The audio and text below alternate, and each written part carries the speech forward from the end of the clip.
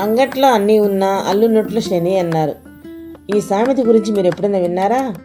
అసలు అన్నీ ఉన్నా ఆ అల్లుడు ఎందుకు తినలేకపోయాడు? ఆ శని ఏంటి? దాని వెనుక ఉన్న ఇంట్రెస్టింగ్ కథ ఏంటో మీకు తెలుసా? రండి చూసేద్దాం. ఒక అల్లుడు గారు తన అత్తగారింటికి వెళ్ళారు. అత్తగారు అల్లుడు కోసం అంగడంతా వెతికి వెతికి తాజా కూరగాయలు, పండ్లు తెచ్చారు. రకరకాల పిండి వంటలు, గుమిగుమిలాడే భోజనము. అబ్బో, ఆ డైనింగ్ టేబుల్ చూస్తుంటేనే నోరూరుతోంది.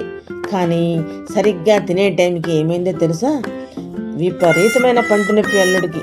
ఎదురుగా ఎన్ని పదార్థాలు ఉన్నా కూడా ఒక్క ముక్క కూడా నోట్లో వేసుకోలేని పరిస్థితి. దీన్నే అంటారు కదా, ముందున్నది విందు భోజనం, కానీ రాసిపెట్టింది మాత్రం పస్తు అని. నిజమే కదా, మన జీవితంలో కూడా అంతే.